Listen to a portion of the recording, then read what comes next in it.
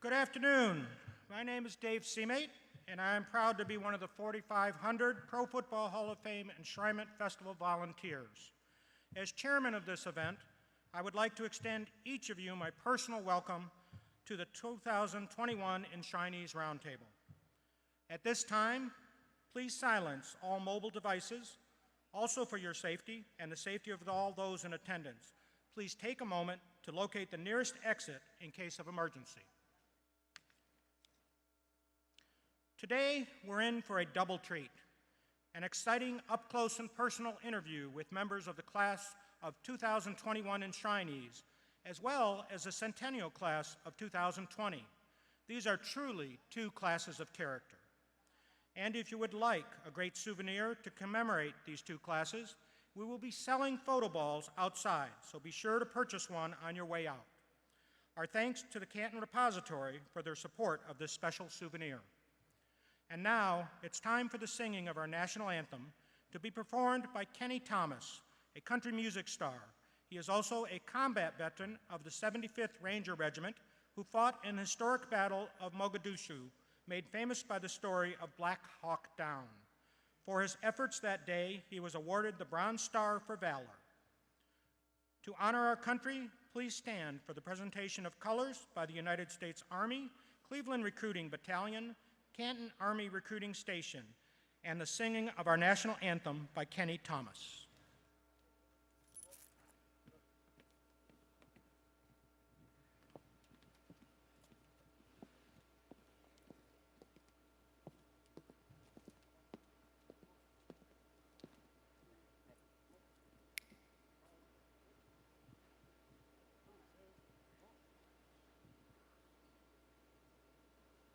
Oh, say, can you see by the dawn's early light what so proudly we hailed at the twilight's last gleaming, whose broad stripes and bright stars through the perilous fight o'er the ramparts we watched was so gallantly streaming, and the rocket's red glare, the bombs bursting in air, gave proof through the night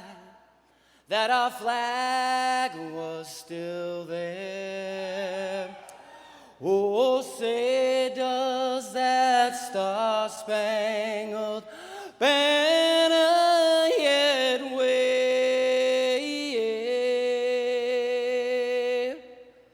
o'er the land of the free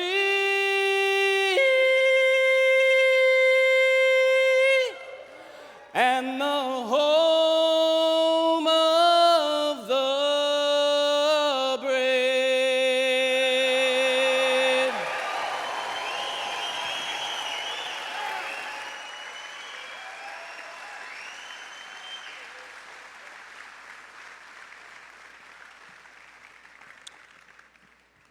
Okay, thank you to the United States Army, Cleveland Recruiting Battalion, Canton Army Recruiting Station, and Mr. Kenny Thomas. For today's festivities, we have a fantastic MC. With 29 years of journalism experience under his belt, he has covered a wide variety of sports and personalities on all levels, from standout high school players to professional icons like Michael Jordan, Michael Vick, and today's NFL stars. He serves as a reporter for NFL Network, analyst, studio host, and senior writer for NFL.com. And now it's time, In his role as senior writer for NFL.com, he offers more in-depth analysis on the latest NFL topics and headlines with weekly stories. He also hosts the network's Pro Football Hall of Fame specials during the season, after the Super Bowl, and during enshrinement weekend. And best of all, he's become like family to us. and we're honored to welcome him back this year as our MC. Please give a warm welcome to Steve Weish.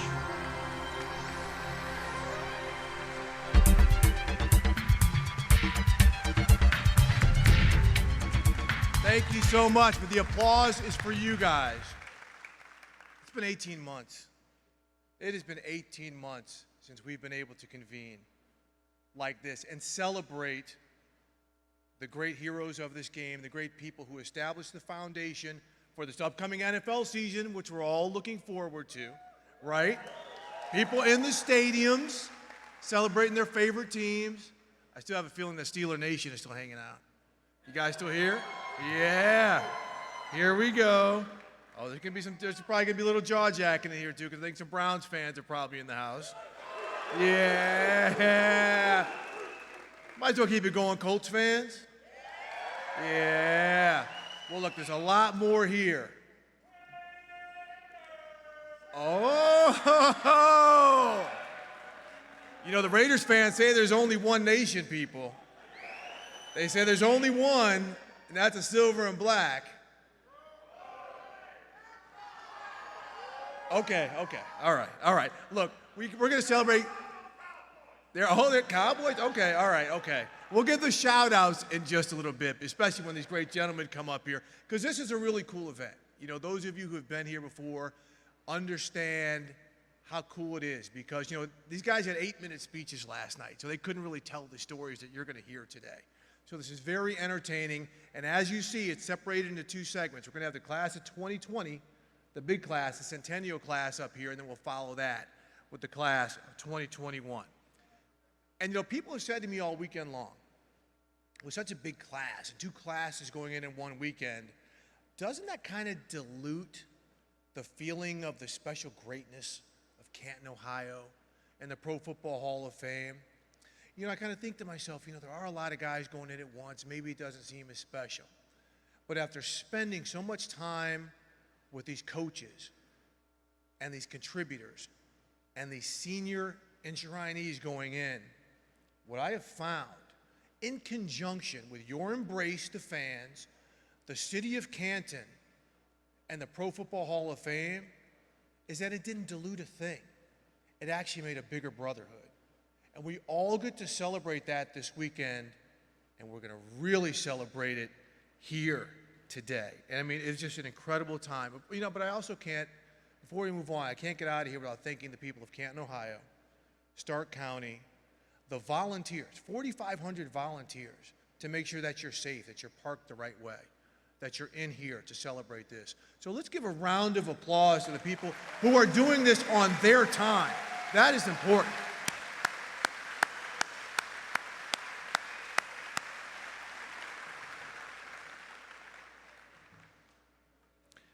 All right, so now let's get down to business before we get down to business.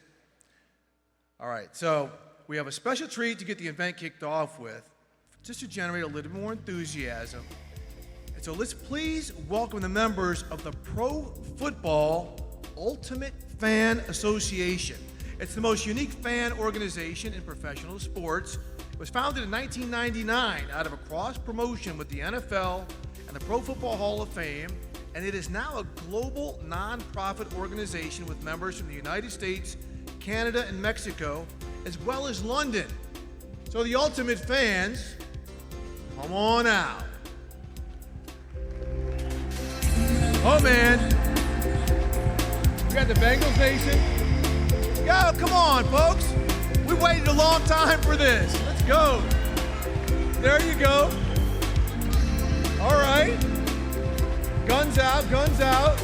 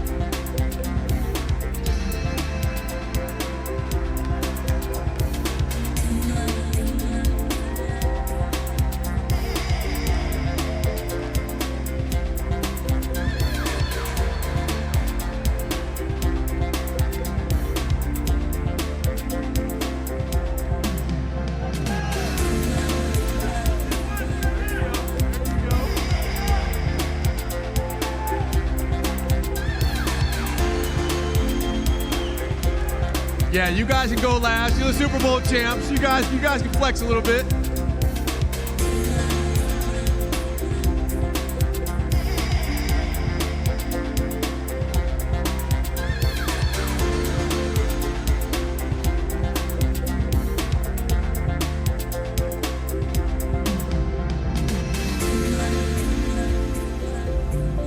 Man, I know they built this catwalk for a fashion show, but boy, that was a fashion show. All right, ladies and gentlemen, let's keep it moving here. And let's please welcome the Honorable Mayor, Thomas Burnaby, who's the mayor of the city of Canton, with a few more words.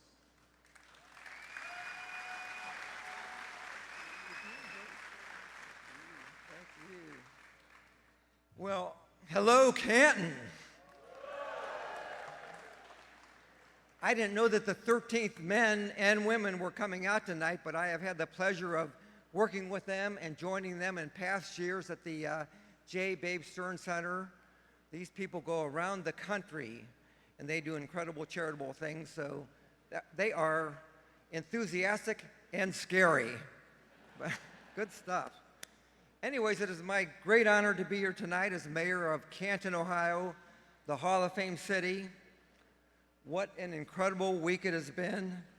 A full house for the Cowboys-Steelers Hall of Fame game on Thursday night at the spectacular, and I hope that you saw it, the spectacular Tom Benson Stadium. A record attendance on Friday night here for the Gold Jacket ceremony, a packed Centennial Plaza Friday night downtown, and the biggest parade crowd on Saturday morning that I have seen in Canton, Ohio. Just a great week, a great turnout, and we love all of you for being here in Canton. And last night, of course, a very moving and, as always, emotional enshrinement ceremony where we introduced and gave the busts to 12 new gold jackets. And the inspiration that I received from that and that we all need to be the very, very best no matter what we do. How many, by the way, the lights are very bright, so I cannot see the black and gold today, but how many Steeler fans are here today? Yeah.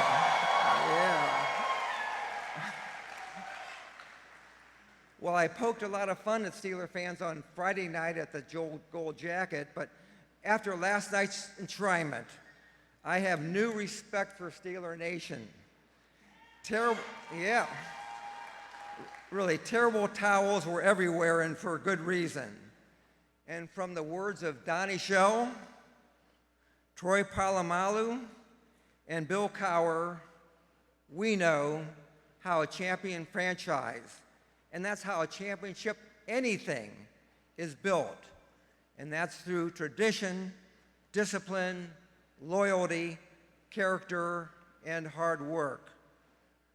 So today I am telling you that the Steeler Nation is the real thing.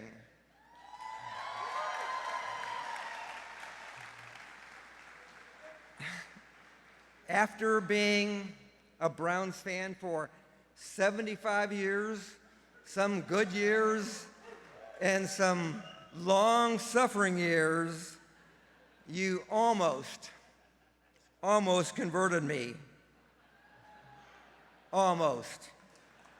I'm still rooting for the Browns.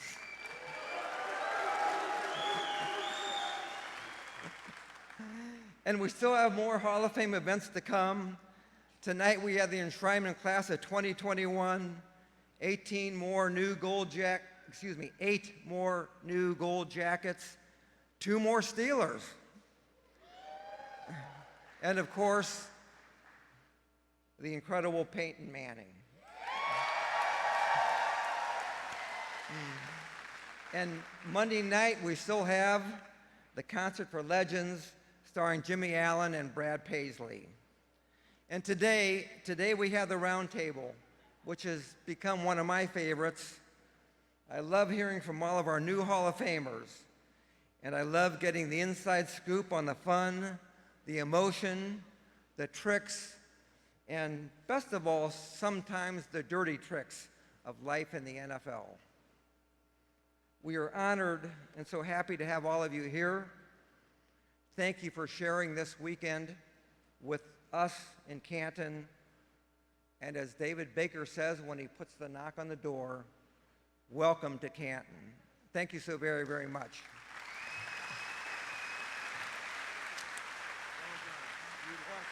Yep.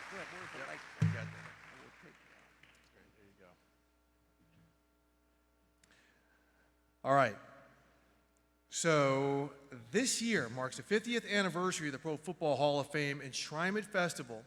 And as you know, the festivities had to be postponed last year to the COVID pandemic. So we're grateful to be back for what we're calling Twice the Fun in 21. And two groups of enshrinees to greet and hear from today. But before we get started with this roundtable, trust me, it's coming up very soon, we have some very important thank yous to offer. With more than 24 events over a 2-week period, there is a massive planning and execution needed. So please give a big round of applause to Todd Stover, who is seated in the front row. He's the 2021 General Chairman, leading the team of the 4,500 extraordinary volunteers who've helped make this year's event a success. Todd, he's over here. Thank you so much, Todd, and thanks to everybody who gave their time. All right, we also need to thank Pepsi and all the others who supported today's roundtable. So we'll see some of those, and that's the Canton Repository, Local IQ, Fred Oliveri Construction Company, and MRO Built, the Huntington Bank, Marathon, Northeast Ohio Medical University, SARTA, Superior Beverage Labatt Blue Light. All right, and we also want to give a special thank you to show our appreciation to our sponsors, but appreciation also to Jeff Padgett from Icon Crystals. And you'll see between those two gorgeous helmets there a Crystal Hall of Fame football. Jeff's got a lot of things on display here, but he does incredible work for the Hall of Fame and for a lot of other people and a lot of foundations. So a round of applause to everybody who's making this happen.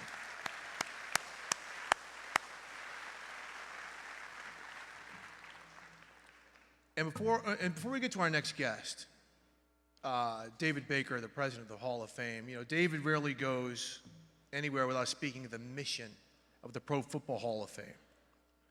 And that mission, once again, is to honor the heroes of the game, to preserve its history, to promote its values, and celebrate excellence everywhere. And although it's the mission of the Pro Football Hall of Fame, again, when I see you here, when I see the people of Stark County and Canton, that seems to be the mission of everything here.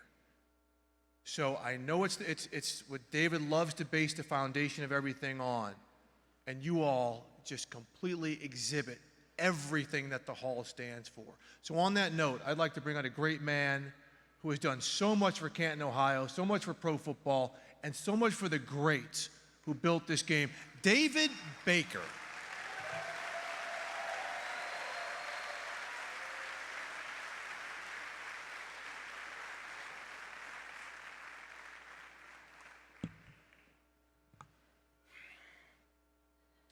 Knock, knock. Canton. The most inspiring place on earth. When my wife and I came from Newport Beach, California, there were two things that I learned very quickly. One, it's a lot colder here in the winter. The second one is I was blown away by how many people would come to the Pro Football Hall of Fame who are terminally ill. We've had people who go through in wheelchairs and oxygen, and they got a week's worth to live, and they're spending it in a museum.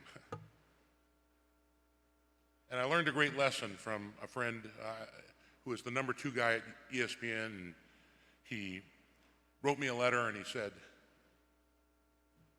"Hey, I've got a young lady whose dad is terminally ill who works for me. Can you take care of him?" And we let him in for free. We gave him a t-shirt. I went down and shook their hand and took a picture, and we did everything we could, took him behind the scenes.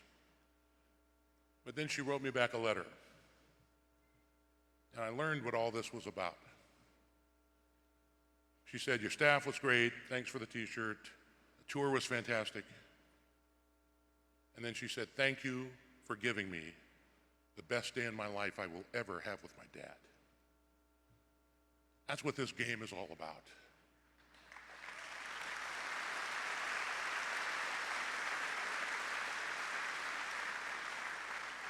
It is about family. It is about friends. It is about people coming together. Black, white, brown, all faiths, Republican, Democrat, it doesn't matter. Steelers, Browns, we're all here together.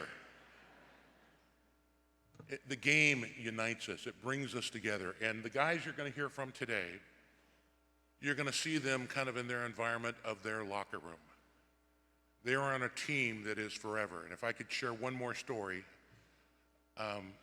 when I knocked on the door of Brett Favre, it was kind of like Peyton Manning or Charles Woodson or Calvin Johnson, their first ballot Hall of Famer. Brett knew that I was going to knock on his door. When I got up that morning, I knew I was going to knock on the door. It took 10 seconds to be elected.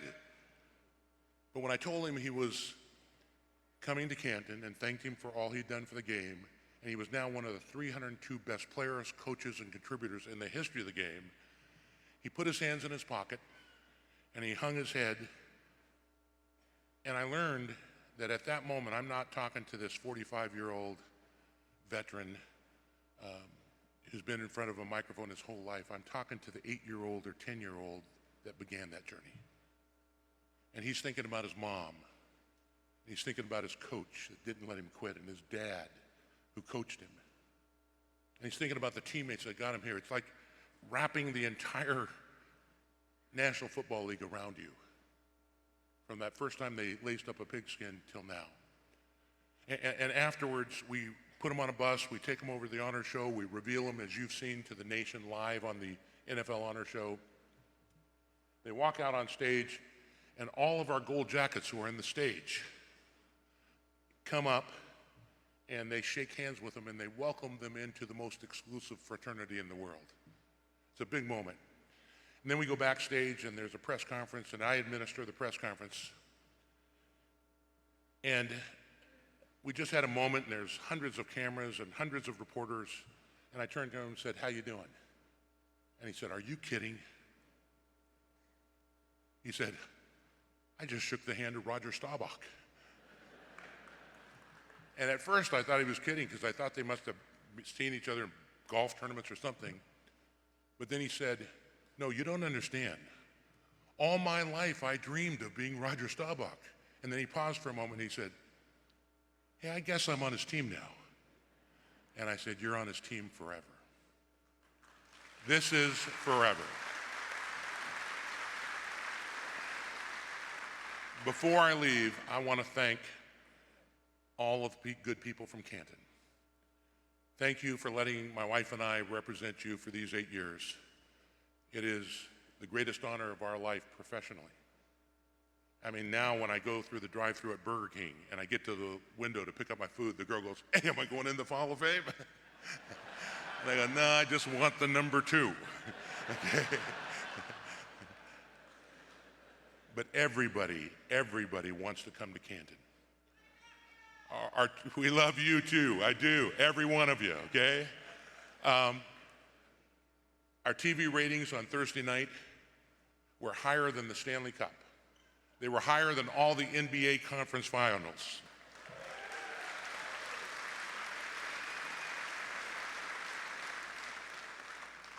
And that's the second group I want to thank.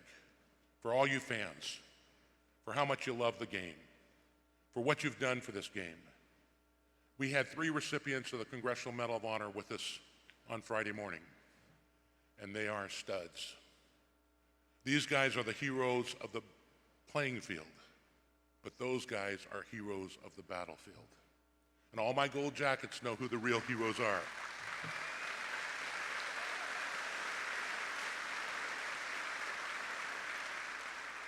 But the reason I'm telling you this is because they all played high school football. They learned how to get up when you get knocked down, and they learned how to keep going. One guy was with 5 guys in North Vietnam, held off 150 of the enemy, got to the beach to leave and escape, One of his comrades was wounded in the head. Another South Vietnamese was there. He grabbed both of those guys and swam for 3 hours to get them to a boat.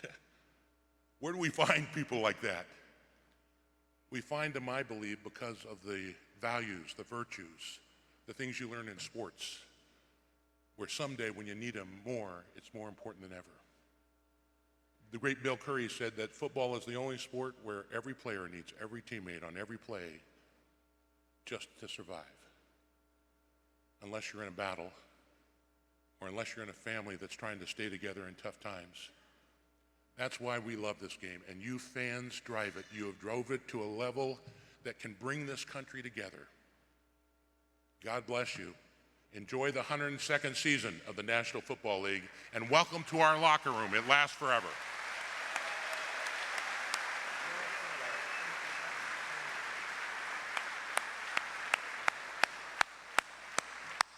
And yes, you fans, you are the backbone of the National Football League and everything else. And now we have a treat for you. Yesterday, I was interviewing Steve Atwater, and he said the theme of the class of 2020, it's a group of guys who didn't talk much, but whose actions described everything that they're about. Well, now I'm going to try to get them to talk much, because they're no longer playing this game. So let's bring out the class of 2020, and let's start with the big hitter from the Denver Broncos, Steve Atwater.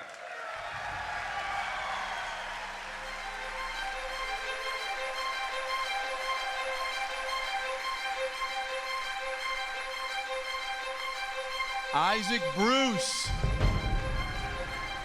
the big man for the greatest show on turf.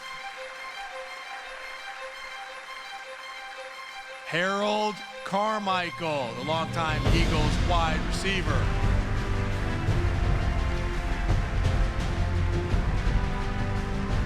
Jimbo Covert, cleared the way for a lot of greats, including Walter Payton. Cliff Harris.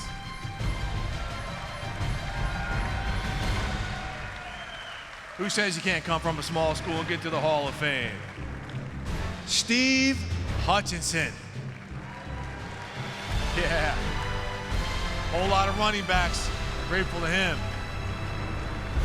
Edgerrin James.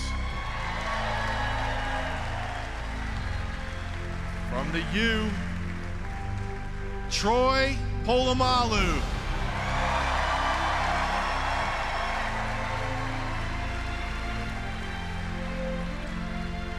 Guys, I made a mistake. Coach, you ready? I'm sorry. Bill Cowher.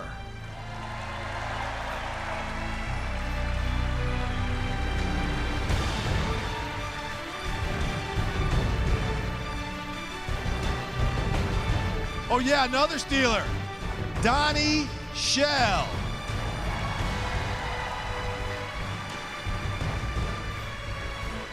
And last but not least, Commissioner Paul Tagliabue.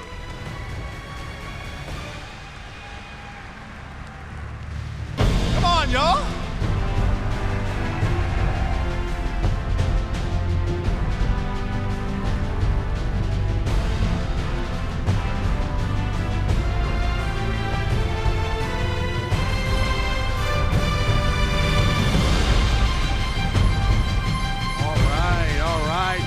Class 2020. Good grief, there's a lot of yellow jackets up here, but Steve, do you think Troy and Coach Cowher took the casual attire thing to the next level? Oh, I like it. They're comfortable. They're going to be able to give us some nice stories today, I think. Is that it, Coach? Well, Steve, are you being judgmental here? No, not at all. I mean, It's look not what they made. comfortable. These are very nice shorts. Look what they made me do. You know, it's My tie's because nice. You want us to be natural and comfortable, not be scripted. So This is the I officially made it attire. That's it, absolutely. So, Steve, like I just said, I want to kick this off for you. You said the theme of this class, you look at your brethren forever. You said these are guys whose actions, really handle their business. And getting to know them, and you guys have had to wait for 18 months to get to know each other. what are some of the great things, and I want all you guys to chime in, some of the lessons or something you learned about, again, your forever classmates? Well, I learned that all of these guys are, well, we knew this in the beginning, they're all individuals and they're all special in their own ways. You know, Isaac Bruce and, you know, getting to know he and his family, they're wonderful people, doing a lot of great things in the community. Same thing, Edrin James, getting to know him and his family and a little bit of his story. When I first saw Edrin and when I first met him, I didn't know what he would be like. I thought he would be kind of a loud, boisterous guy, but he's so mellow, he's so cool. And his message in this speech yesterday was perfect for the moment. You know, you don't judge a book by its cover. You got to learn who the person is, and Edrin, he's an amazing individual. Edge, about that speech. I mean, it really hit. I mean, a lot of people really felt that. You know, explain a little bit maybe about, you know, your meaning behind it and why you felt it was so important to deliver. I just think as football players, a lot of people look up to us, but they don't really understand us. And you see things happen, and a lot of people just ignore them. And there's so many elephants in the room. It's like you have to say something for us to get better. If we're always talking about improving and everybody coming together, I think that's the thing we have to do. We have to keep the conversations going. And I think people like myself and people on this stage, anytime you get an opportunity, not bash nobody, but just let's figure this thing out, because we are one and we are together.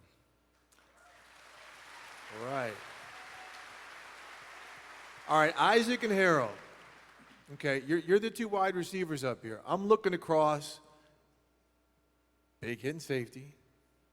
Big hit and safety. Big hit and safety. Big hit and safety. So, Isaac, how about going across the middle against some of these guys? You know, it's funny, last night we were taking a picture, and Cliff Harris, he was coming up on stage, and you got this screen in the back, and it looks like a wall, but it's not a wall. And then you got this little space in between, and he's trying to get by. He's about to fall. Immediately, and not on purpose, my wide receiver, hating DB mindset, said, push him down.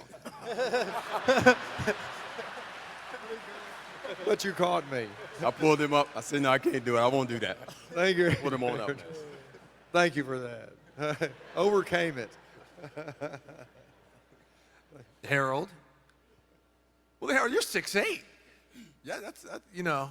Is that an advantage or a disadvantage against some of these guys coming across the middle? It's a lot of legs to hit and body to hit, 6'8". Yeah, but you know, I played against two of these guys up here, and just started liking one of them.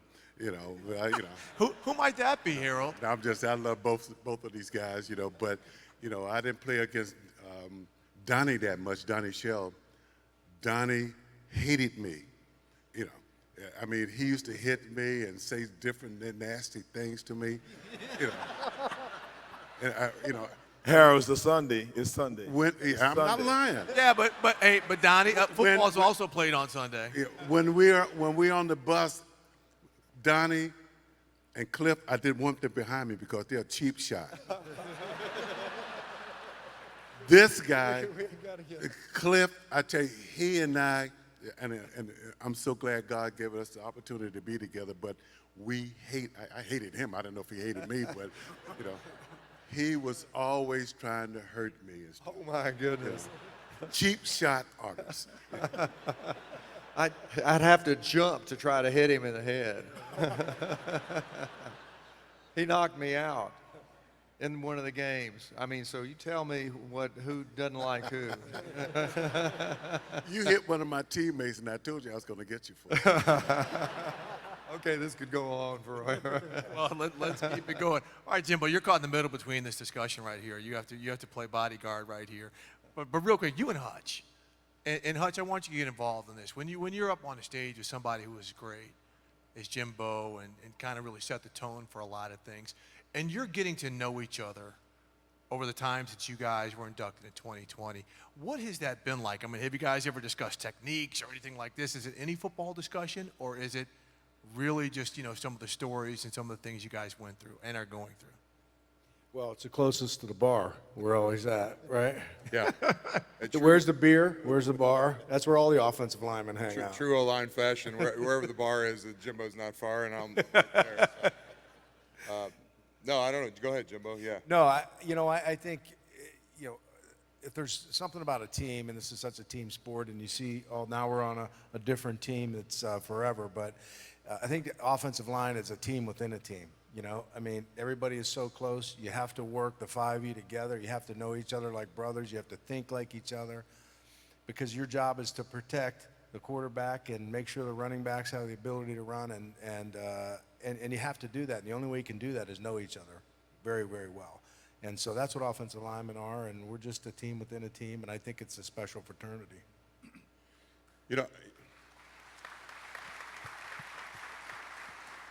I think, our class is unique in more than one way, just the size of it, obviously, and the centennial, the whole, part of that. But the cool thing is, if it was just the five of us, the modern guys, we're all relatively, the same age, played in the same era, except, Steve kind of spanned a little bit. He was a little bit before us, a little bit. But I get to hear all the stories from these guys. And for me, and this is probably, being a Viking, it's blasphemous to say, but I grew up a Bears fan. And so, love watching, the 80s Bears play. And so for me to just, hear his stories and how the generation before did it, but things change, but some things never change, really. It's like the two-a-days and hearing, how the O-line do everything together. And that part of the game hasn't changed. And you get a different appreciation and a different aspect from some of these guys, and the whole process has been great.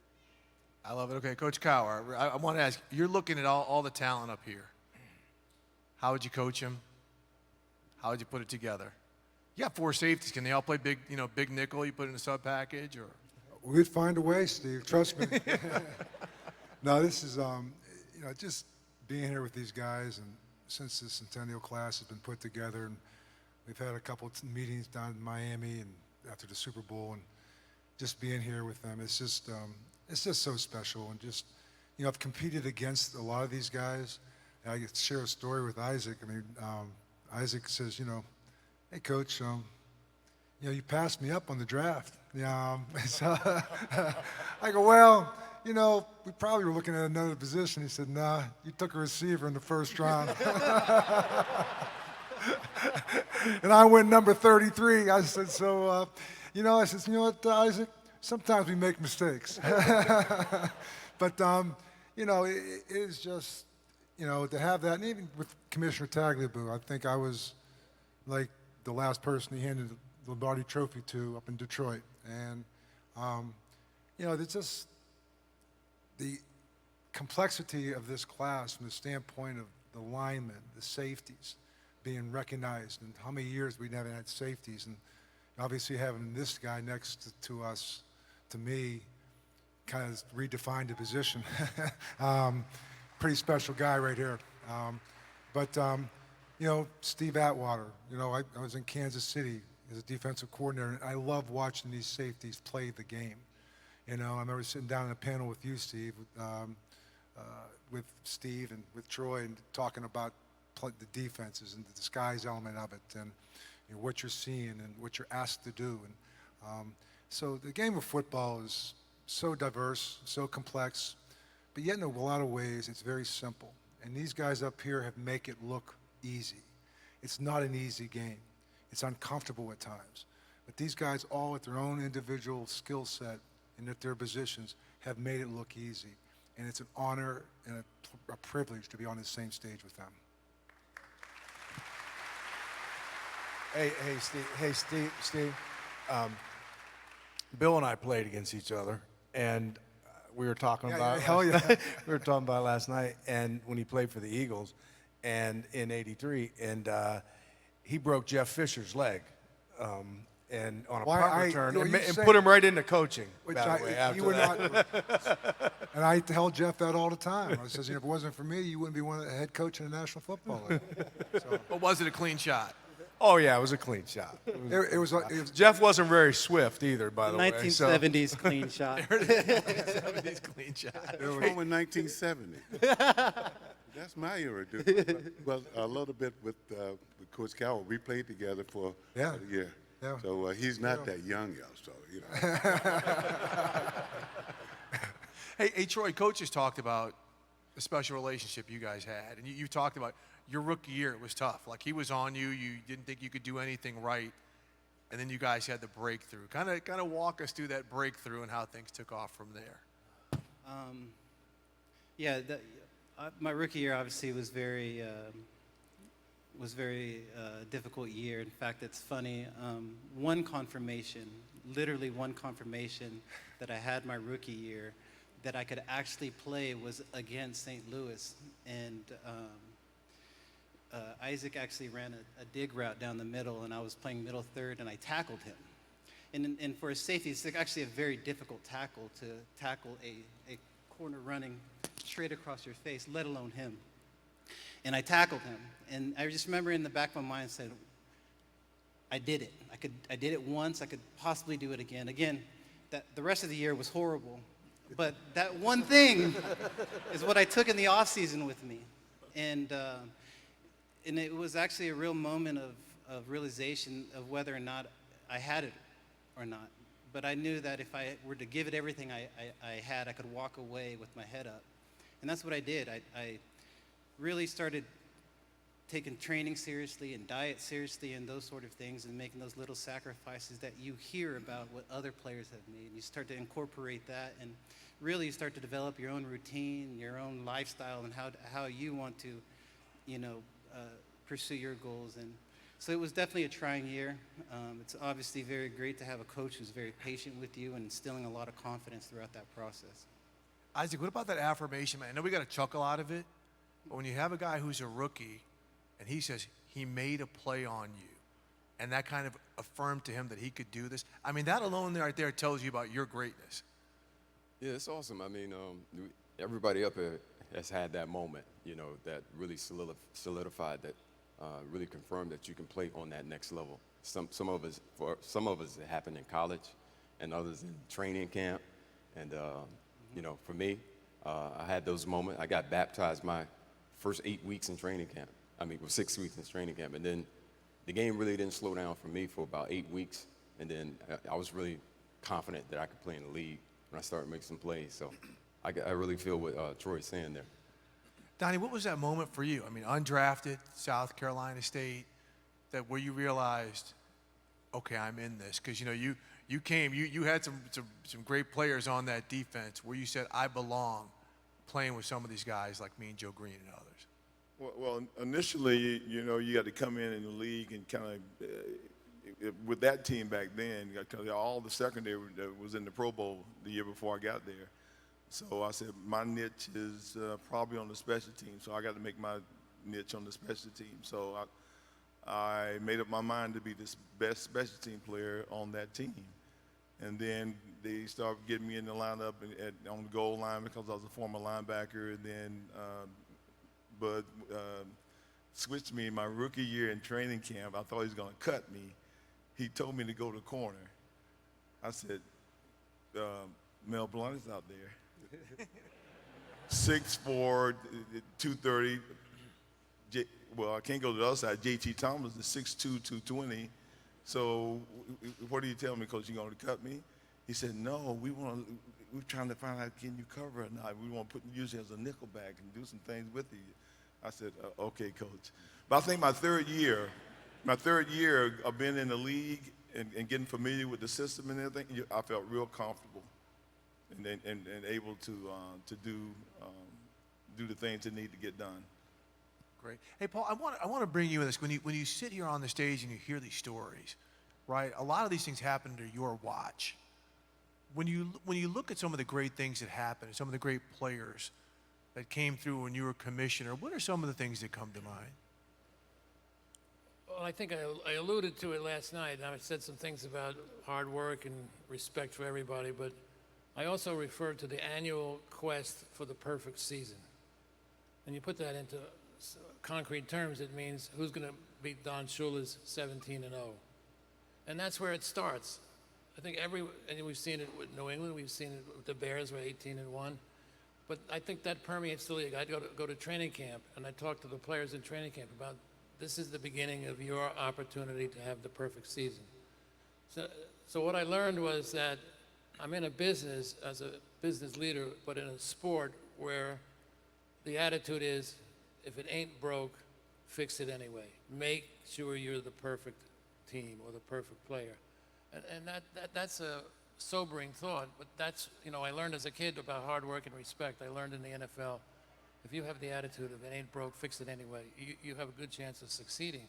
That's not an easy thing to do, but that's what these guys do. They innovate, they change, they make it better, and each generation is at least as good, if not better than the past. But and someone said we can't compare across generations, but that attitude, if it ain't broke, fix it anyway, I think is what makes this job of mine so beautiful. You see someone referred the other day, I think it was, Chris Carter referred to Drew Pearson. He'd also referred to Paul Orfield. He also referred to Isaac Bruce. All those guys were determined to fix it anyway. Even if it is broke, fix it. There you go. So, Cliff, you and Donnie have great stories. Yeah, well, I say that. I love that. Cliff, you and Donnie have great stories. Undrafted safeties, you worked your way in, but you also you didn't play against each other, but your teams did in a couple Super Bowls, correct? Yeah, we played a couple of great Super Bowl games against the Steelers. Of course, we played two other really great ones that we won. I left those out just for purpose of this conversation. Yeah. So that team was such a great team. The Steeler team was such a great team that year. We were so close, and I still wake up in the middle of the night trying to hurdle Rocky Blyer and get to Bradshaw on my safety blitz and hit him. I just wanted to get over it one time, and instead of getting that pass off to Lynn Swan and flopping down there. So, but it was a great contest or a great team during that era, and so were we. We're just an edge away, right? So Pittsburgh had a great team. Donnie, do you recall it the same way? I never lost to Dallas Cowboys in my 14-year career. All right. So. I'm just saying. So how many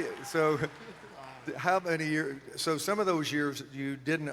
We weren't on the team. I wasn't on the team, so you can't count those. Well, I think we were Steelers playing the Cowboys the other night, and one of the Cowboy fans came. We were sitting together, and he came up to me. He said, "You did in 1985. We beat you guys." I said, "You got to go back to 1985." No, they really don't. 1995, they beat us in the Super Bowl. There you go. There you go. I wasn't mentioning that. Thank you, Coach, for I stepping know. up. Thank you for stepping I got your up. back, Cliff. Thank you, Coach. I love asking this question. I want each of you guys to answer this question, and we can just kind of go from Steve over to the commissioner. But is there a player you think is either weighted or is on the cusp of the Hall of Fame that you would like to see come join you in Canton? You said it. Dennis Smith. And he's my presenter. So I'll leave it at that.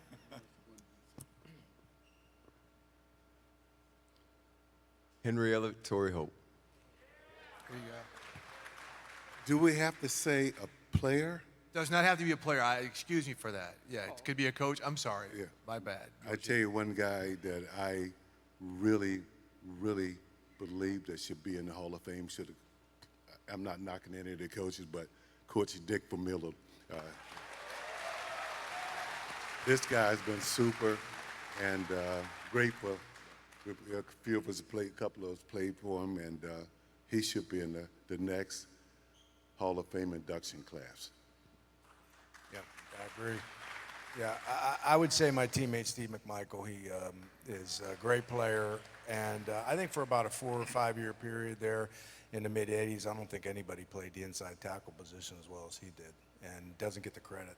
I think he deserves it. For me, it's Leroy Jordan. Great linebacker, great leader, should be in the Hall of Fame and a great performer. He was a guy that held that team together for many years. So I hope Leroy can make it in here soon. For me, the coach that drafted me, Mike Holmgren.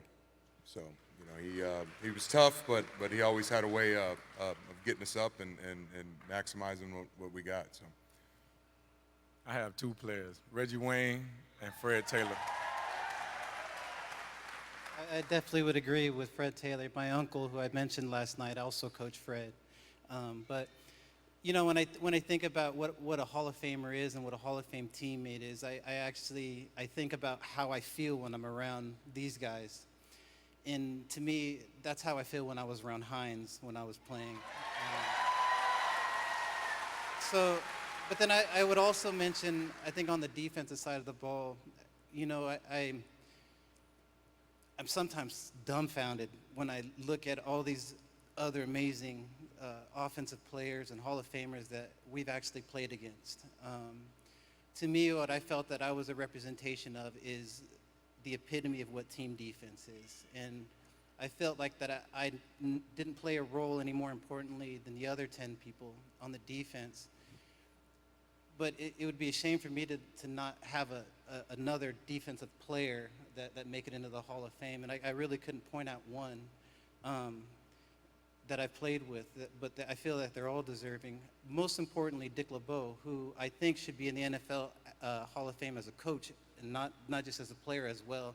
And I think it gives him a special significance because this man's been part of this game longer than anybody ever, as in maybe outside of an owner. You know, he played 15 years in the NFL as a Hall of Fame player and then immediately went into coaching. He knows everybody in the Hall of Fame because it's been connected to him, whether as a coach or as a player. So I would definitely say Coach LeBeau also as a coach in the Hall of Fame as well. So. Well, Steve, as a coach, I get to pick an offensive and defensive player, right? Of course. So I would agree with Hines Ward. You know, the one thing about Hines Ward is that he changed the game. When they make rules and change the game because of your style of play, and the guy who had a presence on the field, I mean, people had a game plan for him. People knew where he was. That's a Hall of Fame player. Defensively, it's Clay Matthews.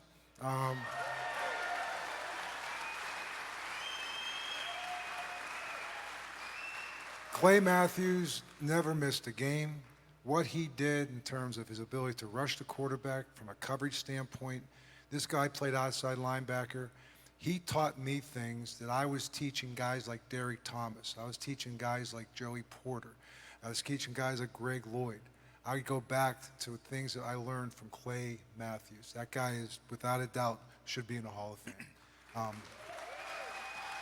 And as a coach, well, listen, I said it last night. This guy has over 200 wins in over 20 years. He has 14 assistant coaches that went on to become head coaches. Look at that guy's tree. How he influenced it. He has 4 of his assistant coaches who became head coaches have won Super Bowls. Marty Schottenheimer. Marty Schottenheimer belongs in the Hall of Fame.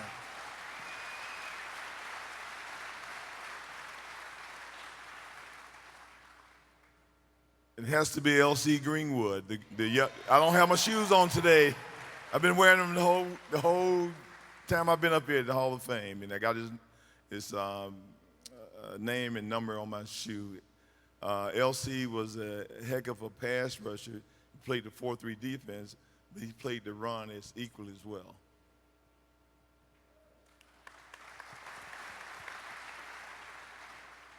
Well, I'm going to stick to what I know. I said last night that Roselle taught me to think league first, and part of what he told me was, you don't go in the locker room ever except to give the Super Bowl trophy to the winner. Don't go in a locker room because you can't be perceived as favoring one team or another. So I'm not going to talk about players or coaches. I'm going to talk about the contributor category where I fit. I think someone that should be in the Hall of Fame is someone or some group of men who represent the coaches at the historically black colleges. Eddie Robinson, Jake Gaither, in my mind, and Bill Nunn is the beginning, hopefully, and Duke Slater are the beginning maybe this year in 2020 and 2021, of recognizing what those men contributed to the game.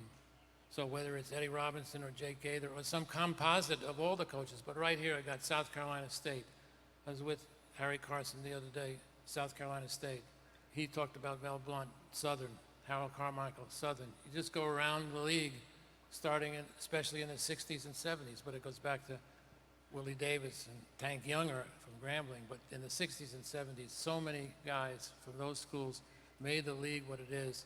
Those coaches made those men with who they are. I think one of them or a composite of them should be in the Hall of Fame. Harold, you got to chime in on that.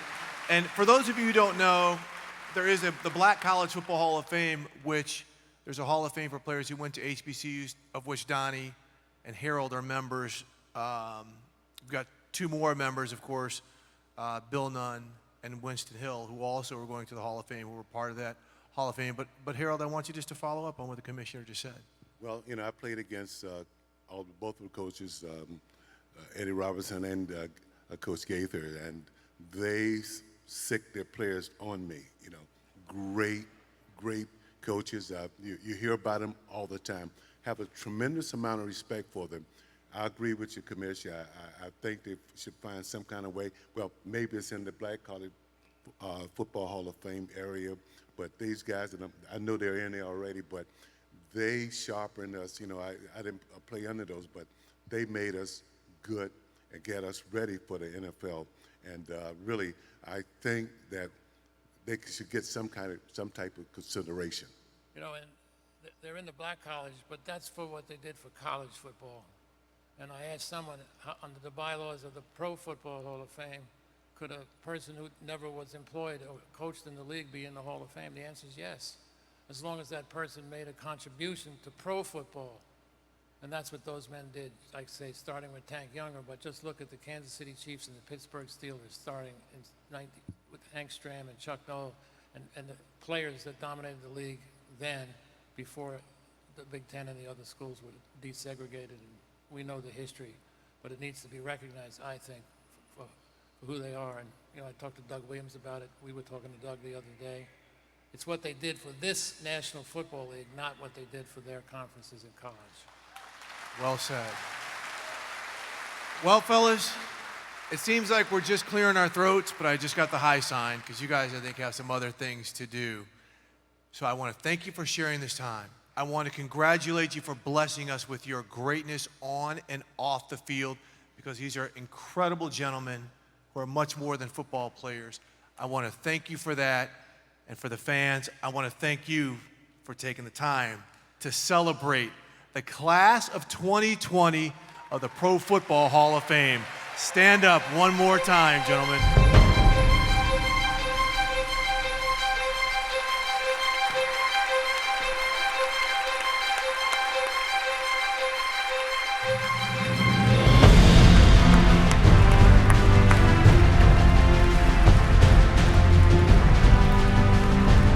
And I've been told to keep reminding you that we have a photo ball. It's a ball with all the pictures of all these gentlemen here that you can purchase. Is Shelby here? All right, Shelby. Harold, can you still catch it? All right, Shelby. Make it happen. Oh, Cliff with the pick! Another PBU. Cliff Harris tonight, Harold Carmichael. You guys are the best, man. Shelby, thanks a lot again. You can buy this photo ball. All right, the class of 2020, thank you guys so much. All right. Really appreciate it. Great job. Well done. You're the best, man. She didn't throw very good. Great job. and I want to welcome you to Canton, Ohio, where your bronze, your legacy. How about that, Bill? Hey, come on in. Oh, gosh. Folks, did you see him hugging his wife, B, his daughter, Megan? It's my great honor to tell you that you're going to be the 328th Hall of Famer into the Pro Football Hall of Fame. And your legacy is going to be in Canton, Ohio forever. Congratulations, Coach.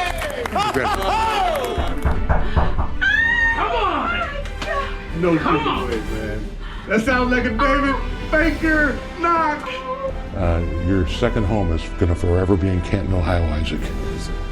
Hey, what you say, guys? How you doing? Guess what? Your dad's going into Canton. He's going into the Pro Football Hall of Fame.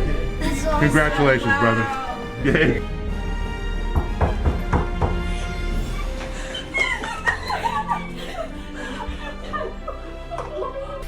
You're going to be in the Pro Football Hall of Fame, and we're going to tell your story for the rest of time, okay? Why did you get me last? That was a long wait. That was a long day. Thank you very much. But this is not a normal year.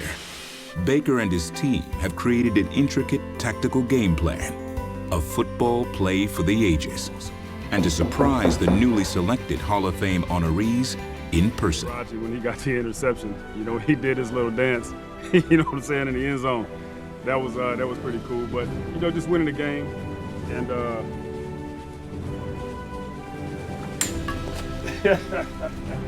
How you doing, Charles? Sorry to interrupt your interview, but I was trying to knock on the front door and nobody was answering. I'm supposed to be doing an interview, and this was all okay.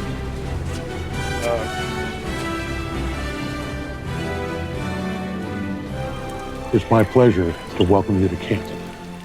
How do you feel right now, knowing that you're in as a first ballot Hall of Famer? You know what? To be honest, I just feel like going to run. I feel like putting on my shoes, man. I just want to go. That's great.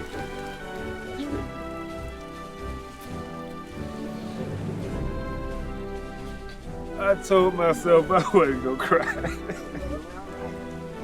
And I want to welcome you to Canton, Ohio, where I promise you we will keep your legacy alive forever.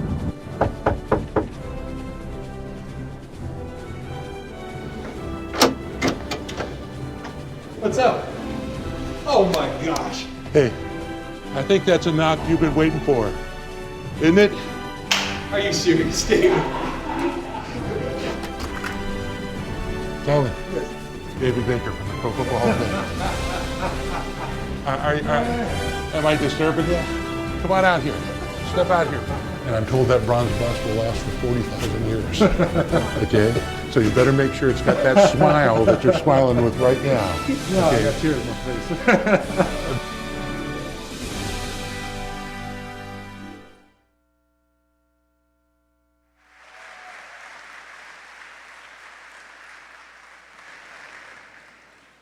You guys are lucky you get 2 scoops. How about that first round table? That was really good stuff. That was really fun. I mean, I love hearing some of these guys. I mean, that stuff going on with Cliff and Harold and all that. I mean, that's what it's all about. And we've got more of that coming up because, ladies and gentlemen, these guys haven't given their speeches yet. They got to get out of here and give their speeches tonight. But you get a tease because let's welcome in the Gold Jacket class of 2021. And we are starting another Steeler, Alan Faneca.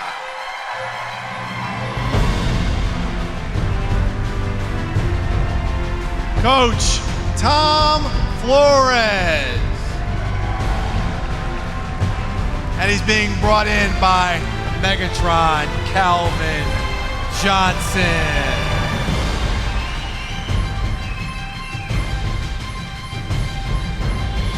Another hard-hitting safety and general manager, by the way, John Lynch.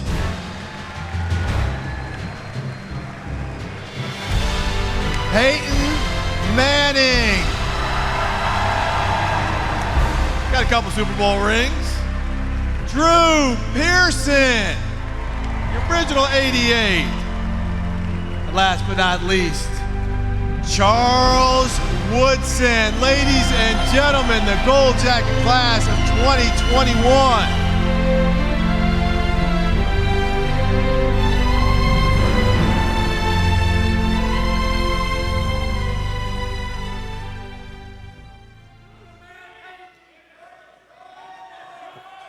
Wow, guys, we usually do this after the group has given their speeches and the edge is off.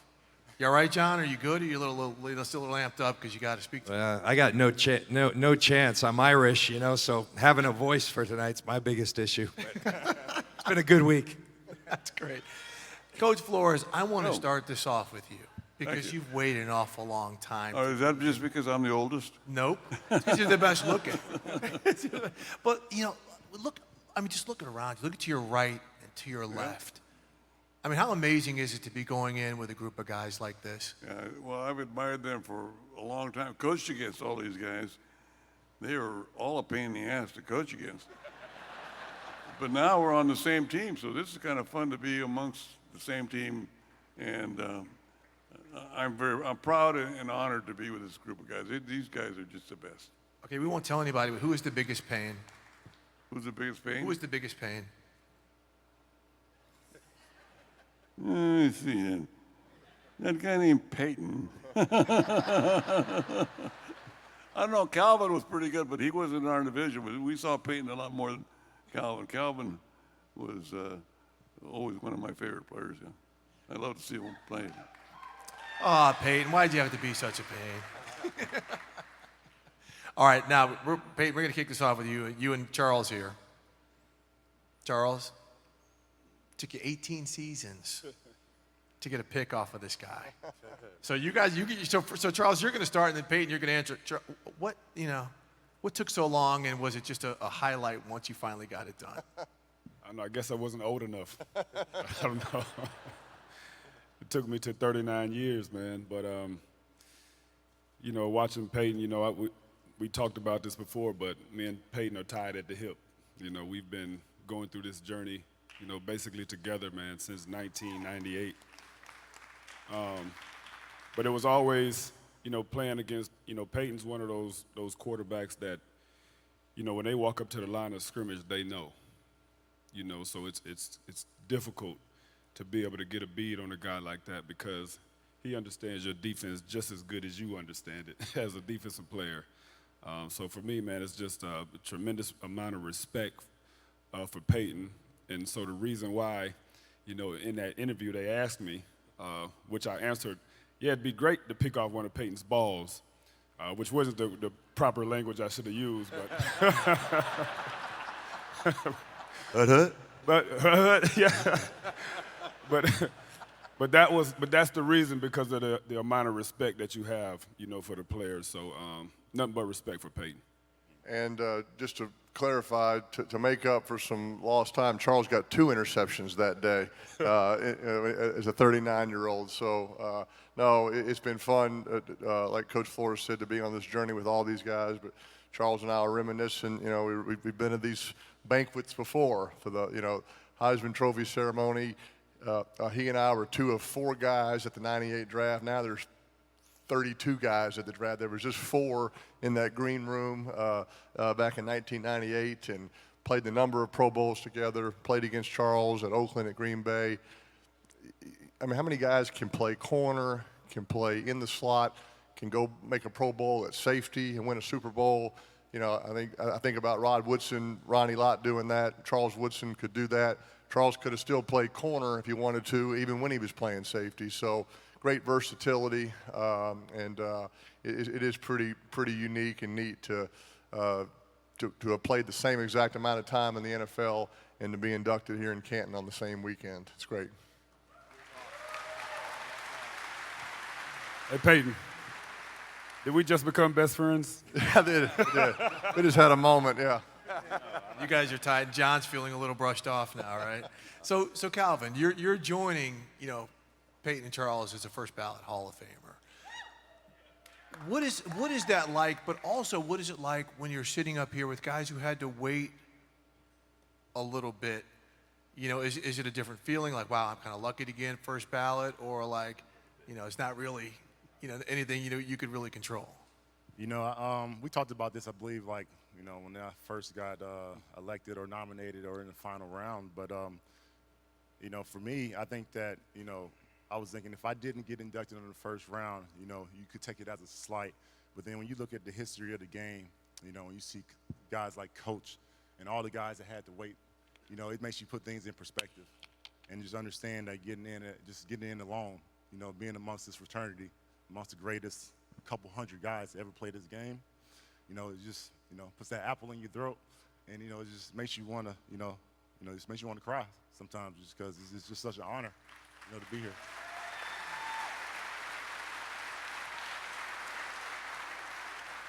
And Alan, you did have to wait. I mean, what was that like to wait? And then when you hear Calvin say something like that, what's that like to hear? You know, it gets hard. It gets hard to wait. You know, the first year, you're just excited, man. You're in this conversation with all these guys, all the guys that are walking around this town wearing the gold jackets, and you're just excited to be a part of it. And the years go on. It does get a little harder, as John and I have had a couple conversations about. You know, it doesn't get as easy. You know, you're a little quicker ready to go home after you get the phone call instead of the knock. But, you know, as everybody has always said, you know, when you get the knock, it doesn't even matter anymore. So, you know, it is what it is. But you just keep on moving, and you're just excited because we're up here now in the gold jackets. Right. So, Drew, speaking of having to wait, I mean, we saw, you know, the video of the phone call when you didn't get in. But they also saw the video when you did get in. I mean, how precious is it now for you? Oh, it's very special. It would have been special if I got first ballot, or if I still have to wait. I still wait patiently for the opportunity. This is the Pro Football Hall of Fame.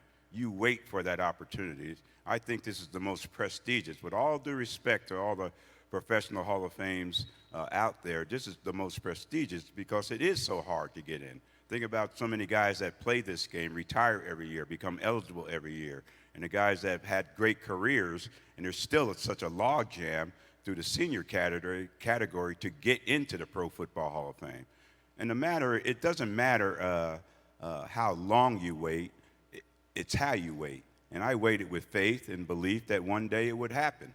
And you know, when I got around these guys for the first time, especially the first ballot guys, when we got together at the Super Bowl, we were all partying the same. We were celebrating the same way. They didn't celebrate any different than I celebrated. And you talk about waiting. You talk about waiting. I'm the epitome of waiting. I waited 38 years for this opportunity, okay? 38 years. And I'm here now. And the best thing about it is God has blessed me with the faculties to understand what's going on, appreciate what's going on, and to be able to accept in my presentation tonight what it means to me being in this position. So it doesn't matter how long you wait. It's just when it happens, you're just excited about it. I love hearing that. And John, I want to talk to you about that because it's wild because you know you've gone through this process, been a finalist for a long time, and in the meanwhile, you're building a Super Bowl championship roster, you know, with the 49ers, you know, finding talent and looking at guys who can emulate to be great players. What about the wait, but in the process, kind of occupying yourself, so to speak, of doing that job and also establishing greatness as a general manager? Well, haven't done that yet. You got to win a championship. We've been to one. We didn't quite get it done in San Fran, but we're working hard to do that. But yeah, I think it has been a great distraction. That job is it's all encompassing. I never knew when I took it how much was involved in it. But I'm having a great time, and it's just such an honor to be up here. I'm listening as Charles speaks, as Drew speaks, as Peyton. Peyton became one of my best friends playing in the league, and so to go in his class with Calvin and Coach and Alan, you know, it just feels like, yes, there was a wait, but God does things for a reason, and I think getting to share this with my family because this year was different. They came to our house. My parents were there. My wife was there. My kids were there. My best friends were there. I think this was the perfect time for me, and it's so special to be here, and thank you to everybody in Canton for making it such a special weekend. Amen.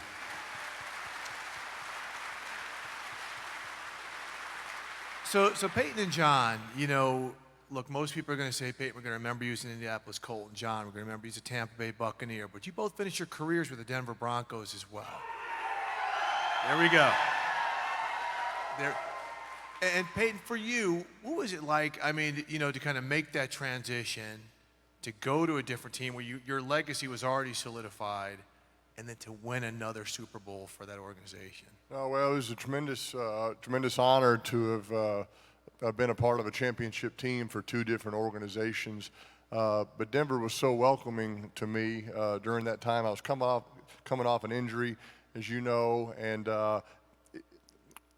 it truly was a shock, kind of a culture shock. You know, it took me a while to get used to seeing a different colored jersey when I was getting dressed before a game, and you got new teammates, you got new coaches, you got a new culture.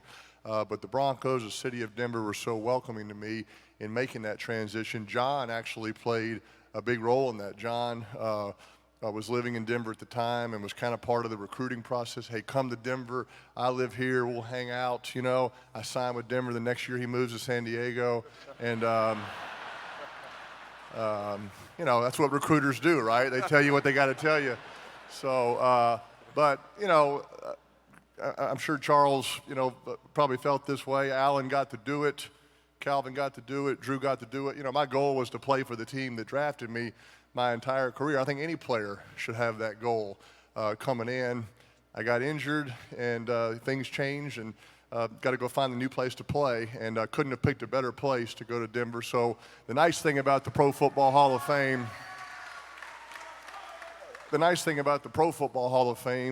as Drew alluded to, it's different from others, is that when you go into the Pro Football Hall of Fame, you go in as a human being, and you take whoever you want to take in there with you, right? Other sports, they actually make you pick a team, and I go in as a New Orleans native, as a University of Tennessee grad, an Indianapolis Colt, and a Denver Bronco, so very proud of that. What about that experience for you, John? Yeah, you know, I was very much like Peyton. I was really an idealist, and I couldn't imagine ever playing for another organization. At a Pro Bowl one year, we had gone to another island, and I'm playing in the sand with my kids, and I look up, and there's Mike Shanahan. We ended up spending some good time. Just so happened the next year, I'm leaving Tampa, and you know, he said, "We'd love to have you," and he made a great and real compelling argument for why I should come to Denver, and I'm sure glad I did. Became a special part of our family's life. The people, as you heard from the Bronco fans, are some of the best fans in our league. And I love it. Denver will always hold a special place in my heart. But Mike didn't move to San Diego the next year, right? Exactly. No, Mike didn't. Mike's still in Denver. Charles, you went through it too. I mean, you changed teams and you went to Green Bay to win that championship.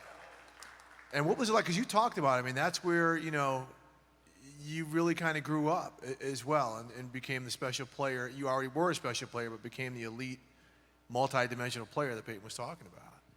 Yeah, it was.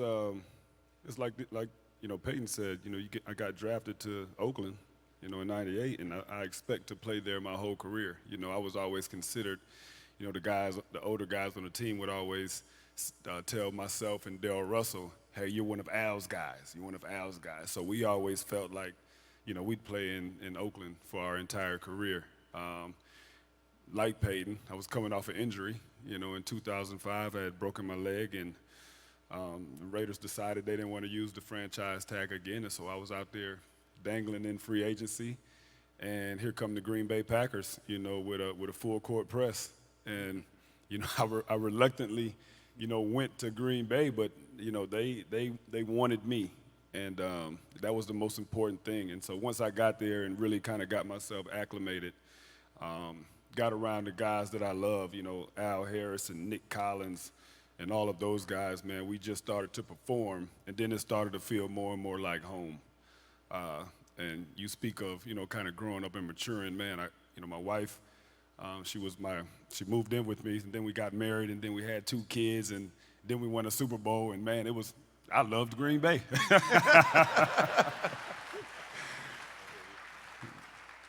So Calvin, how was it going up against Wood? You guys have had a few good ones, huh? Yeah, he was a pain in the neck. He was a pain in my side, just because, Wood, he's going to read the quarterback. He's supposed to play a certain cover. He might come up off of that if he's reading something. And, one thing that, pisses me off more than anything, excuse my language, when he jumps my routes. I remember one time we were running a slant. We were like on a 20-yard line coming out, and they'd be like, I don't know what drive. We usually just got the ball back anyways, and slant route, and he was just reading me.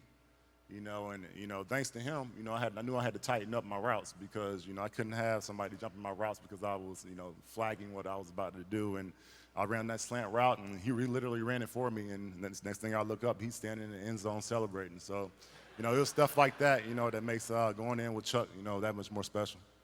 How was it going up against Calvin? Yeah, I always tell people that guys like Calvin should be illegal in the NFL.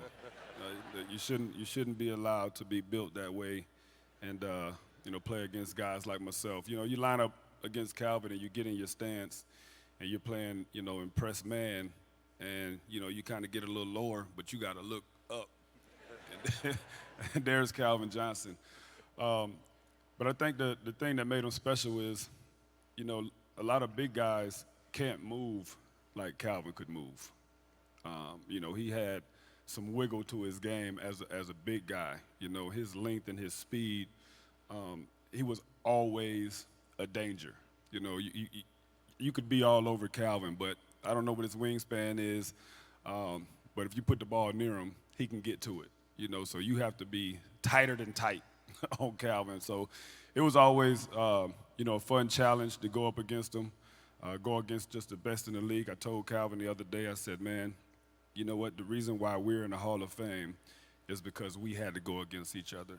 The reason why I'm in the Hall of Fame is going against Peyton going against me, and Lynch played Lynch in the Super Bowl, and they tore the brakes off of us. But, just going against these other Hall of Famers, man, that's what makes you a Hall of Famer. So I enjoyed my time playing against Calvin, had a lot of fun, man. And sometimes you get the bear, and sometimes the bear gets you. Drew, on that note, what DB was it who just vexed you, that you just hated going against? Without a question, Mel Blount, sir. Could you please take us a little deeper dive there? Yeah, Mr. Mel Blount, he gave us fits. I never caught a pass on Mel on 3rd down. If we actually caught a pass against the Steelers, the wide receivers, it was either 1st or 2nd down when they play a softer coverage or run defense type coverage.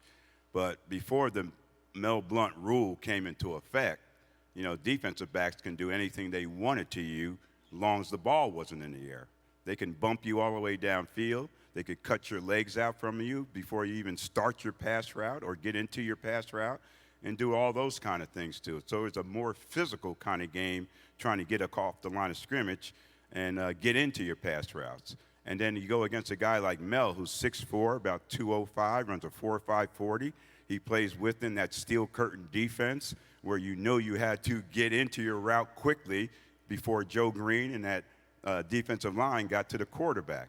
So it made it very difficult. Our job, Tony Hill and I, in 3rd down situations, was to take the bump, take them outside, and run it deep, and then take the safety with you. And Tony's doing the same thing on the other side. Ron Johnson was a cornerback on the other side. A lot of times when the play was called in the huddle, I saw Tony Hill going to that side. I said, where you going? Go over here to Mel Blount's side. I want Ron Johnson. But people see Mel now out here, they can't believe how big this guy is. There's no cornerbacks in the NFL that play the game at his size at that position. And so he was unique in playing that position at his size, and he did it very well. That's why he's a Pro Football Hall of Famer. Coach Flores, what about some of your players? I mean, we're talking wide receivers and DBs here, so we'll just kind of keep it right there. But who are some of the outstanding guys that you love to coach? Well, I love to coach. Obviously, Fred Bolitnikoff, who's in. I threw him his first pass as a quarterback. I came back and coached him as an assistant coach, and then I became the head coach, and I cut him. I told him, you should have dropped that pass back in the 60s, for crying out loud.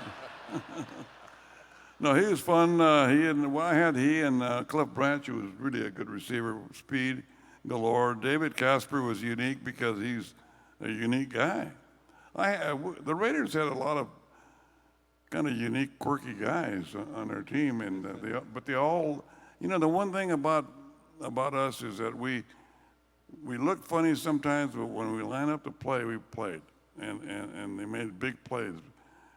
Great players make big plays in big games.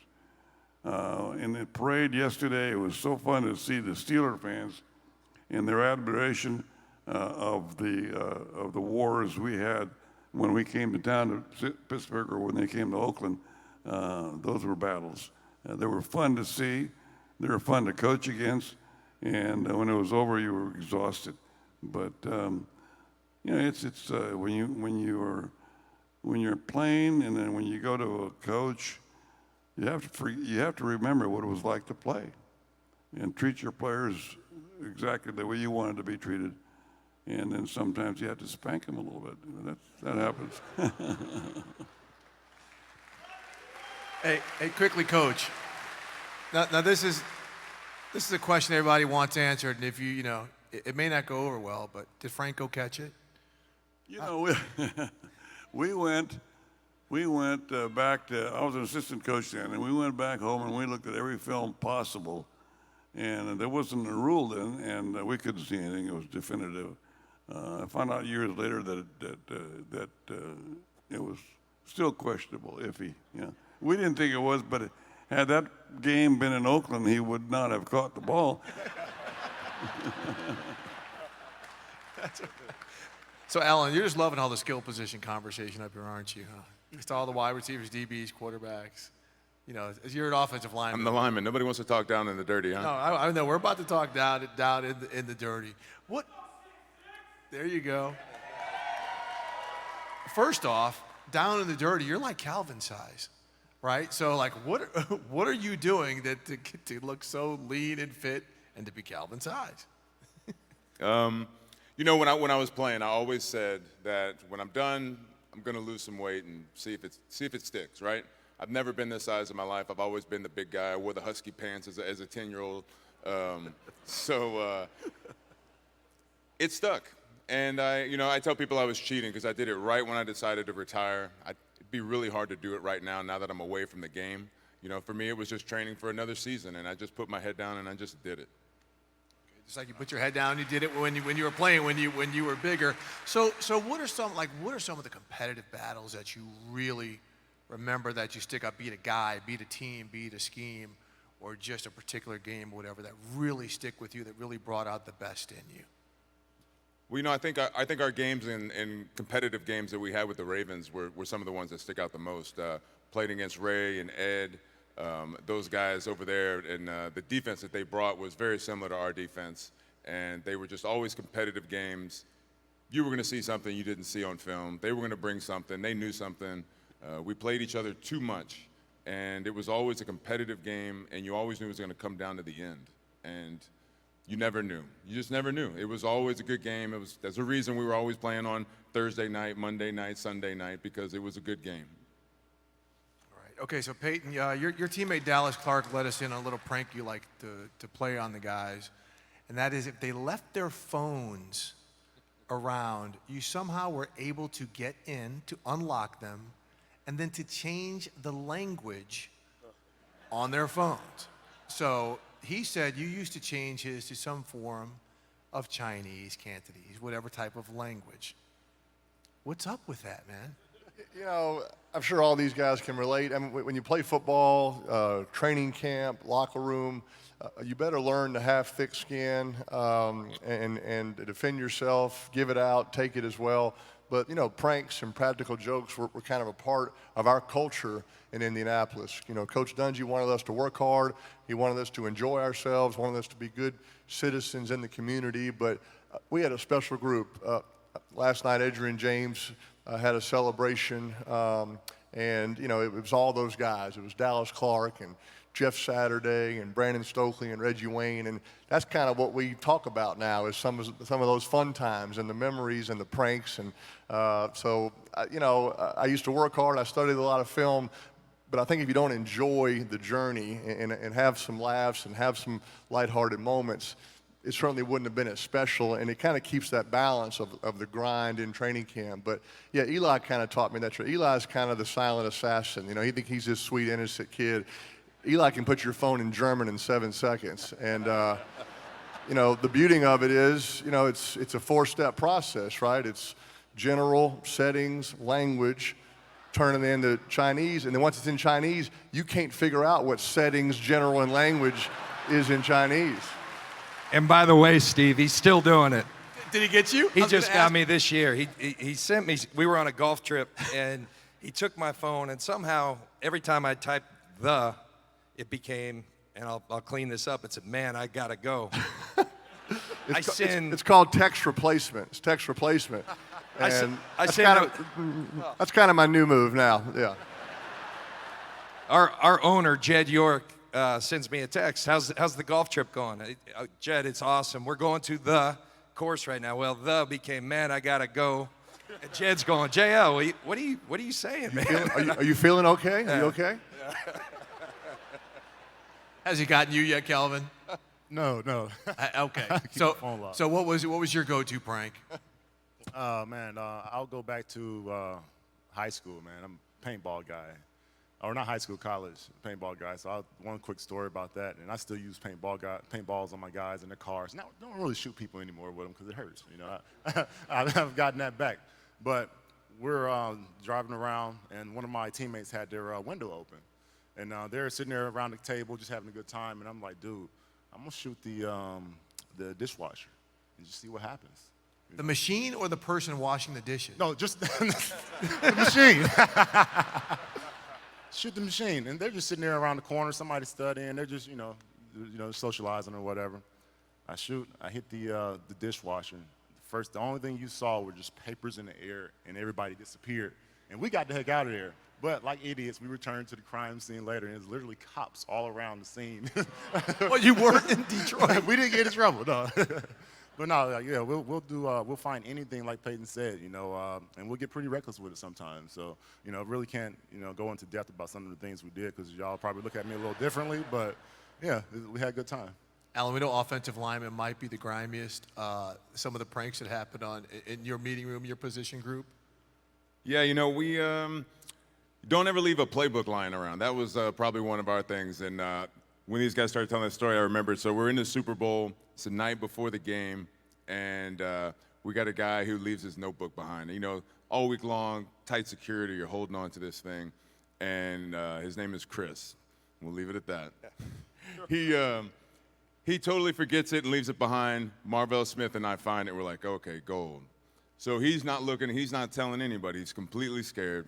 He shows up to the final meeting room. We tell Coach Cower, and he's like in on the gag. Coach Cower calls everybody up. Who doesn't have a playbook? I heard there's a rumor they got the playbook.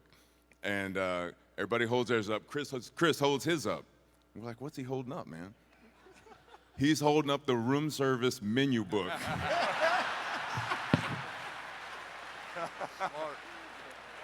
He was holding strong. He was holding strong to it, and but we gave it back to him the night before so he could study up. How bad was he sweating? Was he doing one of those things that Peyton changed John's text note? He wouldn't raise his hand at first, and Coach Cower was like, "Raise your hand, Chris. What's going on there?" And then that's when he raised up the recipe. I mean the menu. Drew, you got to give him an A for effort, right? For at least being able to think on his feet and having the restaurant menu. What about you, Drew? I mean, you were like in the real now the guys get in trouble for hazing. I mean, when you played, you had some, I'm sure you got some interesting prank stories. Excuse me, I played for Tom Landry, okay? We weren't allowed to have pranks. The only closest thing we ever did was maybe once in a while we'd hide Roger Staubach's car keys or something like that. Well, I'm sure that went over well. Yeah, that went over well, but no, we didn't have pranks. We didn't do those kind of things. With Coach Landry, it was mostly business. If any pranks were being played, it was outside the locker room for sure. But it was mostly a serious situation, all business type situation, and A lot of the guys, I play with a lot of guys, and we got great relationships, but we never really hung together outside the locker room. Everybody said, well, how would you and Roger get that rapport? We got it on the practice field and in the locker room, in the meeting rooms and things like that. They say, you don't go to dinner with Roger? I said, I see Roger 8 hours a day. I don't need to go to dinner with him. I'm ready to go home and be with my family. But no, we didn't do the prank thing that often or that much, and that's why I can't remember any. Well, since we're at it, Charles. Yeah, well, I myself was not a prankster, and I didn't want you playing pranks on me either. So. But of course, we did all the typical things with snakes in the locker, the rubber. Oh, gee, that's typical? Well, not for me. I watched them do it. I wasn't a part of it. So for me, that wasn't my deal. Okay, now, Coach Flores, since we got going, you said you had a wild roster, which we all know you did. You got to give us something good that happened prank-wise or something. Well, we had the players. Training camp was where most of the stuff happened because you're locked up and you're getting really. You guys are creating a lot of camaraderie, but they also get bored with the repetition day in and day out.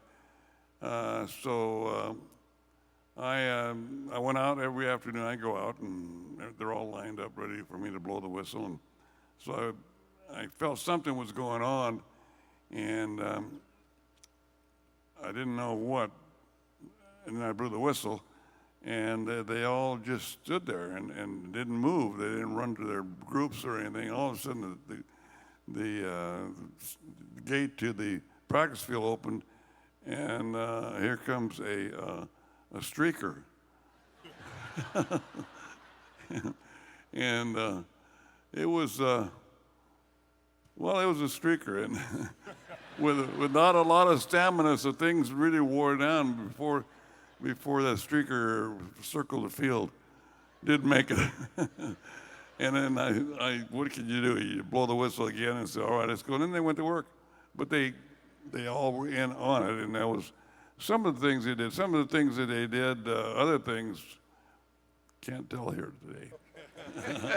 I'm sure you all have plenty of those. All right, so I got about the 5-minute sign here. So we're going to start with you, Alan, and it's a question I ask everybody as we button up these roundtable segments. But who is a player, coach, contributor, whatever, that you would like to see join you in the Hall of Fame? I think for me, it's easily Hines Ward. I think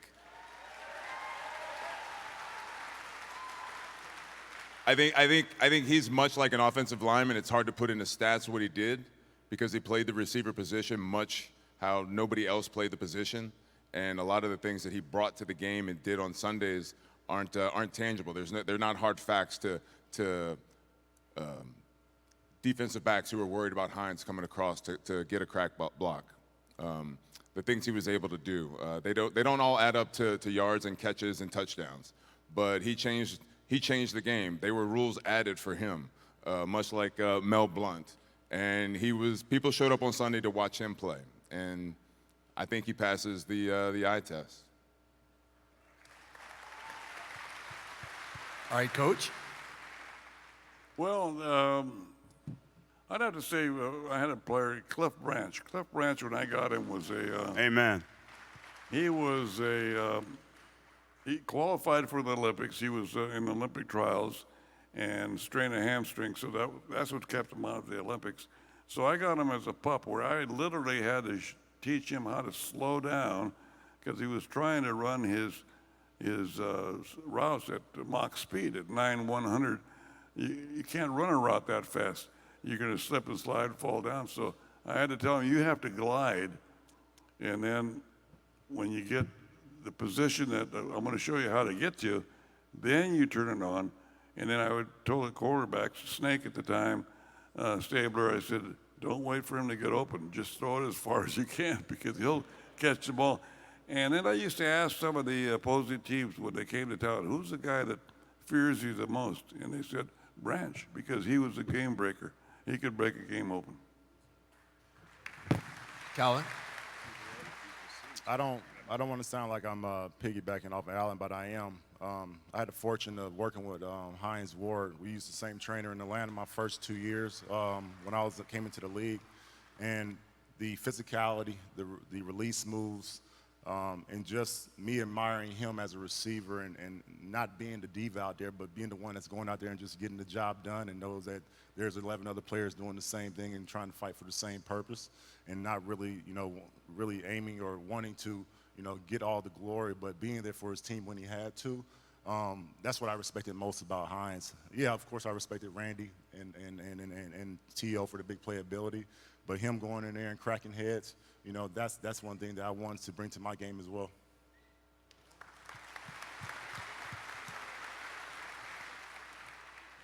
I think this guy's time is coming, but Rondé Barber's a teammate of mine in Tampa. And I think Rondé, you just look at his numbers, you look at everything. I played with the guy, so I saw it firsthand. As mentally tough of a player that I've ever been around. The numbers speak for itself, and I think he, along with Charles, redefined playing that nickel slot position. He could blitz, he could cover, he was always around the ball, he scored touchdowns. He's a Hall of Fame player. He belongs. Well, it's really tough to pick one for me, Steve. A couple of guys I think don't really need me to campaign for them. I think it's going to happen. It's just going to be a matter of time. Talking Reggie Wayne, talking Jeff Saturday, our center. I could spend a couple hours, telling you what kind of players those guys were, but. Since you mentioned kind of any category, when you talk about the contributor category, there's never been an assistant coach put into the Pro Football Hall of Fame, and I played for a guy in Indianapolis named Tom Moore, who won 2 Super Bowls in the 70s with the Pittsburgh Steelers, won a Super Bowl with the Colts in 2006, and just won a Super Bowl with the Tampa Bay Bucks in this past year. So he's been in the NFL for over 50 years. He was a coordinator for the Detroit Lions back with Herman Moore and Barry Sanders. Anyway, he's just been just an NFL lifer, and it seems like if they were ever going to put an assistant coach in the Pro Football Hall of Fame, Tom Moore would be the guy. Right on. I'm like Peyton. It's very difficult because I play with a lot of great players, and I think a lot of those players I played with deserve this type of recognition, including my former roommate, the late, great Harvey Martin. Defensive Player of the Year, Super Bowl MVP, All-Pro, led the team in sacks every year, double-digit sacks. One year he had 23 sacks in one season, and he certainly deserved this type of recognition. But more so, and going back to the contributor category, our original owner of the Dallas Cowboys, Clint Murchison, it's a shame to me that he is not in the Hall of Fame. He brought so much to the NFL, but first, by building Texas Stadium, which created the first NFL stadium that was built solely for pro football. And with that, he brought the suites and all that revenue that came with that into the NFL. Gets no credit for that. And then it's an initial expansion franchise, and he goes out and hires 3 guys that end up being Hall of Famers. Tex Schramm, who ran the team as the president, Gil Brandt in his innovative ways in choosing talent, he's a Hall of Famer, and of course Coach Landry. How could he not be in the Hall of Fame? The time I played with the Cowboys, we never had a losing season, and we won 6 NFC championships, NFC East championships, and won 2 Super Bowls under his leadership as the owner. So for some reason, he's not in the Cowboy Ring of Honor, and he doesn't get any mention for the Hall of Fame, but I will mention him and champion him tonight in my presentation. I think for me, I had to mention a couple of guys as well. Both of them played for teams that I played for, but Lester Hayes. I think this game is about the respect that players have for one another, and Lester Hayes definitely has the respect of his contemporaries and the people that watched him play. As dominant as anybody. Big corner like Mel Blount, maybe not as big as Mel, but Lester was a big boy as well. But and then I think Sterling Sharp. If you look at Sterling Sharp, if you just happen to look at any of Sterling Sharp's highlights, Sterling Sharp deserves to be in the Hall of Fame. I know his career was cut short, but if you ask DBs who played against him, if you ask Deion Sanders about playing against Sterling Sharp, he'll tell you about the utmost respect that he has for Sterling Sharp. So I think Sterling Sharp should be in the Hall of Fame. Well, gentlemen, look, we know you guys have speeches to give tonight. We know you've had a long weekend. We appreciate the time that you shared with these great fans here at this round table. Everybody hide your phones from Peyton, and let's recognize the Gold Jacket class of 2021. Yes, ladies and gentlemen, this is greatness. Oh, we can do better than that. Come on. That's what I'm talking about.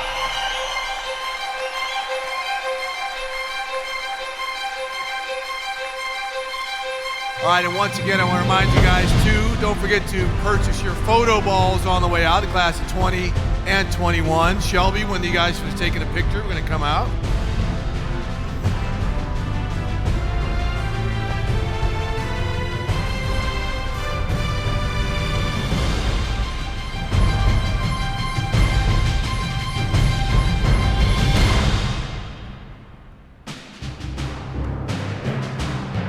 All right, real quick, Calvin.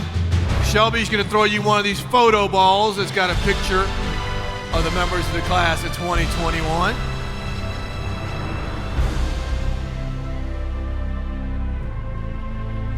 There we go. All right, all right. Thank you guys so much once again for making this a special event. Have a great time, be safe, and let's enjoy the rest of this Hall of Fame weekend.